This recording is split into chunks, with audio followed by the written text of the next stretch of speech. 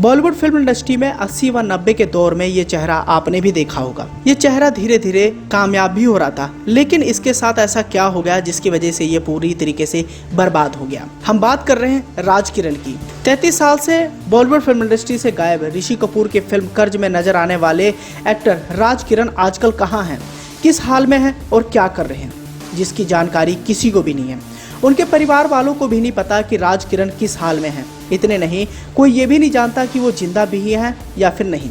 80 और 90 के दशक में राज किरण ने कई सारी फिल्मों में काम किया है।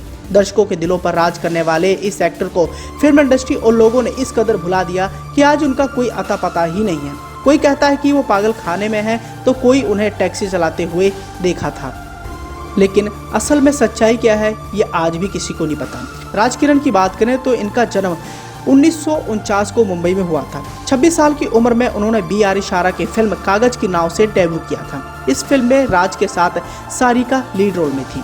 1980 में राज किरण की कर्ज सहित 8 फिल्में रिलीज हुई थी। ये लगातार एक के बाद एक फिल्में कर रहे थे, लेकिन अचानक से वो गुमनामी के अंधेरे में कब खो गए किसी को पता ही नहीं चला। 90 के दशक में इंडस्ट्री में नए चेहरे आए और राज किरण को काम मिलना कम हो गया। ऐसे में घर में लड़ाई झगड़े शुरू होने लगे। पत्नी और बच्चों से उन्हें धोखा मिला और वो डिप्रेशन में चले गए। उनका परिवार टूट सा गया। पत्नी रूपा बेटी ऋषिका को लेकर अलग रहने लगी। 2011 में ऋषि कपूर राज किरण के भाई गोविंद मेहतानी से मिले तो पता चला कि राज पिछले 10-12 साल से अमेरिका के अटलांटा में एक पागल खाने में भर्ती हैं। उन्होंने बताया था कि राज किरण को उनकी पत्नी और बेटी ने धोखा दिया था। तब से वो डिप्रेशन में चले गए थे और वो अपना मानसिक संतुलन खो बैठे थे। ऐसा कहा जाता है कि दीप्ति नवल ने उन्हें अमेरिका में टैक्सी चलाते हुए देखा था। वहीं दूसरी ओर राज किरण की पत्नी रूपा और बेटी ऋषिका का कहना था कि ऋषि कपूर के दावे में कोई सच्चाई नहीं है। ऋषिका के हिसाब से उनके पिता सालों से गुमशुदा हैं। उनकी तलाश पुलिस और प्राइवेट डिटेक्टिव कर रहे हैं।